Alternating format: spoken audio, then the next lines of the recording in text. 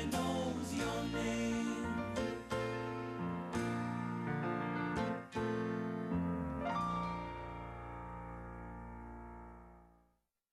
Hello, John here. This is going to be my post-auto assembly video. Now if you can indulge me for a second. I want to put my lanyard on one last time while I take you down a trip down memory lane. So some of you are probably watching this video to see what I picked up, so I'll do the haul section first and then I'm going to go into my thoughts and feelings about the whole of this guy here. I bought him from the toy food stand. He was the very last purchase I made in the dealer room, and another seller was selling a complete one, admittedly obviously in a lot better nick and painted like the Japanese one, the guy said, but he was wanting 50 quid for it, and I'm not a big enough Power Ranger fan to be purchasing that. This guy, toy food stand, was for 13. He's not complete, he's missing a couple of bits on the Firebird Zord. He's missing his sword and obviously his sticker wear, and that's a bit tatty, but he's complete enough to make the full Zord, and I can also use his auxiliary Zords that are all around him to make the Mega Tiger Zord, so I'm happy with that. Right, I went over to the Artist's Alley, I think it was called, and this was one of my main goals, along with a couple of others, was to get this book signed by Simon Furman and Andrew Wildman, and I did. I also got the second volume from Andrew Wildman. Right, onto the Transformer toys, starting with the smallest and working my way up.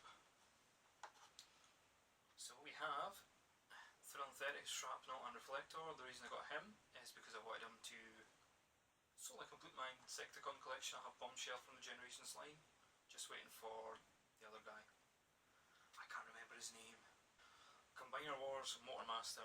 He's not been out the box yet, but I do have the rest of the Stunticons as well as Little Blackjack to complete the set. He was a goal. There's two bots I really wanted to get. He was one of them, and I'm happy to have him, and didn't pay over the odds, which I kind of feared was going to be the case at Auto Assembly. Supply and demand, but 35, that's a fairly decent price for a figure that, you know, is going for double that on eBay. On to the masterpieces now, so you can probably guess where I'm going with my last purchase. But I do enjoy having this guy. Now, I wasn't going to get him, I was actually looking for the Mega Drive Megatron, but the seller, who's the same seller I got my last figure I'm going to show you, was wanting 70 for him, and I didn't really want to pay that for a figure that doesn't really have a space in my collection. I wouldn't know where to put him. So in the end I caved and got a Masterpiece Bumblebee.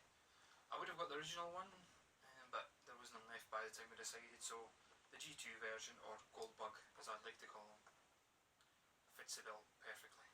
And of course you can probably guess who the last purchase I bought, and also incidentally my first purchase that I got at the dealer hall is, but in case you didn't know, Masterpiece Ultra Magnus. And I'm not going to go into too much detail about him because I want to review him, but he's such a lovely figure. I paid a fair price for him, not more so than you'd get at, say, online retailers these days, and I was very lucky to get him. 3 Sydney's videos, maybe 2 in the hall, but I seen 2 the night before when we were watching the 86 movie, and there was one on display from the same dealer I got this from. He just happened to have one stored down below his display. The box is terribly tatty, but I'm not a mint box collector. I mean, if you look at my figures there, you can see that nothing is displayed in box. So happy to have this guy. So the whole experience is what I'm going to speak about. Now me and Paul, we had to travel maybe 6 hours, maybe a little bit more. I had to travel from Gala to Edinburgh, and he had to travel from Fife to Edinburgh. And then once we, you know, got onto the train after the rather helpful chap at the train station who went, I might be at platform 8 or 9, I'm not sure, it's too early to tell you, which seems a bit fucking ridiculous, but it's trains, I suppose, a little bit different from buses. We got there, and I remember somebody saying to me when we were at the Birmingham International, we just had to walk through the NEC, so we started doing that. And I just felt like we were getting lost, and even Paul did. I put on the GPS on my phone, but it didn't help. So we didn't realise till later on that we were literally just 2 seconds away from that front door that would take us out to the back end of the Hilton. But never mind, we got the courtesy bus that took us in, just a stroke of luck. got checked in, that's really bugging me. We got checked in downstairs and met up with Lisa, Katie, and it was Johnny Hart. Twitter names are Darkest Hour, Ian, so I don't know how to pronounce it, I'm sorry. And Spoonertron. Lisa had picked up mine and Paul's passes for us because we weren't going to make it in time for the pre-registration, and I'm quite glad she did because the queue on the Saturday to get stuff was insane. And we went and sat with them and had a good chat about things like particularly Carnage and C Minor and sort of bad G1 episodes. And then we went to the hall to watch the 86 movie. And when I was in there, the first guy I bumped into was Bumble Jumper Ed. Such a nice guy. You're going to hear me say that quite a lot in this video. Everybody was so nice. Bumped into him, and then I seen Antoine and Phil Rattrap, and we just chatted away for a little while. Ed showed me the convention exclusives. Ed bought none, really took my fancy, even when he showed me. I was like, well, they're quite nice, but nah, not for me. We sort of broke away from Lisa and actually went to sit down, and me and Paul went to watch the movie and were quite taken back by the passion, by the fans. One thing Paul noted was he thought he was such a Transformers fan, but he didn't realise the level difference. I think he was quite shocked at how much I knew as well when I started geeking out, speaking about episodes and stuff. But we sat down and watched the movie and had such a laugh. Everybody was quoting lines, pointing out animation errors. Brilliant. Me and Paul decided to retire that evening because we were absolutely sharp. And it's amazing how sitting on your ass, travelling to effectively a different country, knackers you out. On the Saturday morning, we got up dead early because breakfast started at 7:30, and again I was still buzzing, so we went down the stairs. You had to queue for your breakfast and then get signed in, which was a bit... I could see why they do it, so you don't keep going back and back after you leave, but I thought it was a bit shitty for it being a Hilton. On top of the Hilton prices for booze was extortionate. That's probably about the only complaint I have about the whole convention weekend. The prices at the Hilton bar and the food. The food was hilariously priced. As Craggy pointed out, there was like £3 difference between a fish finger sandwich and a steak sandwich, and where on earth do these two offer the same quality? And so we went to the breakfast, and I joked how bad the queue was going to be getting into the dealer room, and how I wish I was wrong. Paul disappeared for a few seconds, and I seen Johnny, and I think he must have thought I was going to jump in the queue with him. He was kind of getting a bit panicky, but I wouldn't do that. People have been queuing there since 7:30 in the morning, even earlier, to get in, so fair play to them. So me and Paul had to go outside. The queue was spanning all the way at the front door, but I didn't feel too bad when I seen other people queuing behind us, so I was quite relieved at that. And while we were waiting there, we seen Ben's Collectibles coming with his camera, filming the queue. Gave him a little shout out, had a little look, I think. So, and fair play to the Auto Assembly organisers, once the doors were open for the deal room, everybody just went in. Everybody was, quite courteous. There was no pushing, no prodding, no shoving. We went in, and once I got in, oh my god, the sensation was overwhelming. You had all the noise from the convention stuff and the dealer hall, and so many toys, you just know where to look. I had to focus myself and go, right, I've come for an MP Ultra Magnus, that's what I want. I seen two the night before when we were watching the movie, just put out on, I think it was a fan sales table, and I had missed them, so I went further along. I kept looking and looking. I ended up looking at other stands, came across one, I can't remember the name, there were so many, name for the life of me. I did one on the shelf and I seen somebody picking it up, and I was like, oh shit. But Dorian said, go and ask him, and I went up to the guy, and he looked a bit flustered, like he was in the same boat as me, and he went, right, might have one underneath the display, and luckily he did. Like I mentioned in my whole section of the video, the box was a bit bashed, but I didn't care, I had the figure. Paul ended up getting a G1 Ultra Magnus, and we sort of, once I seen Dorian and that, and had a quick chat with him, and I seen Dave Mens, who was badly hungover, I think he got a bit shocked how happy I was to see him, bless him. We just took out the room just for 5 minutes to get a breather, because it was just madness, and a good kind of madness, I'll give you that a bit. It's the first time I've experienced anything like that, so I needed a breather once I'd got the figure that I needed to get, and also to take him up to the room because he is heavy. So we went back in and I spoke to a few other people. I've seen Ed again, and I caught you actually. Both of you. It's one of those things where you clock eyes with each other and you're probably like, oh no, not again, not somebody else. But to his credit, again, he's a word that's going to come up a lot. He was dead nice and we had a quick chat, and I'll let him be. I also seen Ray, I Love Mess, and I really wanted to say hello to him, but he looked either like somebody had said something to him that really pissed him off, or he was just dead focused on what he was after. So I just left him, because when you see, I would imagine he probably got a bit of harassment during the convention. Why are you not doing any videos anymore? Why are you not doing any videos anymore? And you don't need that. But so I left him. Yeah. That me and Paul just went and sort of retired to the main function bar, the main bar, and we just sat there with Dorian. He chatted away a little bit, and he went off to see Dave Mentz. And then Hugh came along and just took a seat. Enjoyed myself. Ben's friend, who I'm sure bought a couple of virtual on figures of me a few years back now. I can't remember his name, that's terrible. And a couple of other guys. Ben's friend showed me the Minosaur set. He had to buy the whole set to get Blackjack. It's amazing how hard to come by that little figure is. And I said Hugh came and joined us, and he showed off what he'd bought, including Knock Off Ruinations as well as the clench he got from the Toy Fu stand. Did go to Hugh's panel, which was a blast. He's such a funny interview. And then at night time we went back into Swerve's bar and met up with Lisa and Katie and Spoonertron, Johnny again. Before that, just this couple came and sat down with us because I was Ultra Magnus out and I was fiddling about with him. Just randomly started chatting because he had the figure as well, knowing about Ultra Magnus's butt flap, which I'll get to in my review. And then they disappeared off, and then Lisa and company came along and we just sat there for a while. Vigadeth popped in, and Martin Cull, I'd seen him during the day, but he's such a nice guy. If you watch my Megazord Tale video, he's the guy that got me the Dragon Zord. Oh, see, again, there's that word nice that's going to come up so many times.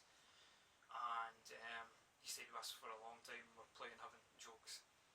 We all know a guy called Dave who was a van. Me and Paul eventually, because Swerve's bar was absolutely roasting, we went to the main hall where I met up with Dave Mentz finally, who I'd met during the day, and his word of advice was, John, edit your videos, which I'm going to do with this because this is becoming a giant ramble, and I'm hoping the camera's still recording because the camera heats up on my Xperia Z3, so fingers crossed. And so I met him at night time and we finally got that chatting, the birthday drink that we said we would a few months back. Got a photo with him. Paul got a photo with him as well because Dave's seen a lot of Paul's gaming videos and likes how Paul does his videos. I'll leave it at that. And then Brad came along and Stu, and got pictures and started chatting to Ben, chat to quite a few people. Again, everybody was so nice. There's no ego, no nothing like that. And you've got to think there's those guys in the hall like you who must have got harassed so many times. Because he's such a popular guy in the community. I don't want to say harassed, I see people always going up to him. But everybody was so polite. And it was just nice to meet people face to face. We use our Twitter handles to introduce each other on the Friday night. But then you put in, a name to a face, and just the experience, and just meeting people who are so like-minded was amazing. We got moderately drunk until we seen the prices at the Hilton bar. It was something like 12 quid for 2 vodka and cokes. That kind of sobered us up quick. And so after chatting to a few people and that, we retired to a room for the night. Sunday morning was the YouTube panel, which I dragged Paul's hangover carcass to, and he was chuffed eventually once he had breakfast and got there, because it was quite a funny panel, a little bit serious conversation when it came to trolling and that, but overall, if you haven't watched it, do watch it, as well as watch Hugh's interview. Both were very funny, but it gave us lots lots of advice when it comes to making YouTube videos. Namely, I need to get off my lazy ass and edit, which I'm going to do. But after really the big thing was the closing ceremony, and you know, it was my first time there, and it was still quite emotionally charged. One of the writers proposed to his fellow, no sorry, one of the artists proposed to his wife, who was also an artist, because they'd been going to Little Assembly for years, and poor Carlisle Prime struggled not to break down. Even I was getting a bit teary-eyed. It was sad to see something go. So, you know, something as big an event as Little Assembly is, but it went out with a big bang. And then really it was a case of we went back to the main bar. Johnny joined us for a while. He disappeared for a bit, and we stayed there really, and eventually Lisa and all that came. Well, we went and joined Lisa and that. I think we disappeared for a bit actually. Went and joined them. I'd seen Thew and I was determined to get that picture. I had harassed them on Sunday earlier for, but I waited till it was, you know, quieter now. But it was a bit more relaxed because I think but it was a bit emotionally charged from the closing ceremony. And yeah, got a good chat with him. Such a funny guy. I seen a few people coming back and forward saying their goodbyes, like Ed, Brad, Dorian. So it was a shame they were away, and as well as Dave, SMS number 1, they all had to go on the Sunday night, which was quite a shame to see them all go early, but you know, people have jobs to go to and stuff. Yeah, so I ended up sitting with you for a little bit. Antoine came in as well as Bisto Yeti. Craggy was there as well, Craggy Lotus, fellow Scot. And we were joking about the prices of the fish finger sandwich compared to the steak. There's not much difference in price, so why is the fish finger sandwich so fucking expensive? So I had a nice long chat about all those guys, including Thew. I got Thew to make my little video we've sent to Dave shot in. Dave knows what the video is, so I'm not going to, we promised him it wasn't going on any of his future videos. It's nothing bad, but we'll keep it private. Nothing dodgy, we'll say that. We said cheerio to Thew and that, went back down to speak to Lisa and Kate and that, because those guys, you know, we wanted to finish off the night with them because they, you know, they done so much for me and Paul, getting us the passes, sort of easing us into the whole convention spirit and stuff, and they were just, honestly, I don't think we would have had as much a good time as we did without 3 of them. And then we had the survivors photo. So we had that was we kept getting told to keep quiet. We're making too much racket, upsetting the other guests, shall we say, who gave us lots of funny looks when we had all these plastic robots on the table. But that's fine, it didn't matter. So we done that, we said our goodbyes and retired to bed. I seen Lisa and Katie and Craggy again at the breakfast bar in the morning. And the last guy I'd seen was Bisto Yeti. Me and Paul seen him across opposite ends of the platform. He gave us a wave. Wow, that's pretty much. I met so many people. I'm sorry if I missed out your names. People, you know, I didn't meet or I didn't get pictures with. I kind of wish I did. Don't take it personal if I forgot you. It was such a wild weekend. The vibe was just so chilled. Everybody was accepting of each other. There was no ego involved at all. And everybody was just so nice. I keep coming back to that, but that's the best way to describe the whole weekend. It was just nice, great, amazing. It was fun seeing everybody just sitting, playing with figures and just chatting about figures and cartoons and toys and not giving a fuck what anybody else thought. I wish we could do it more often. I would love to do it again. I don't know how or when. I'm hoping this TF Nation does take off, because we need something in place that I know we have roll out roll call, but it's not as big as Auto Assembly and can't really. Well, it could host if they move the venue, but there's just something about that convention I don't think can be replicated.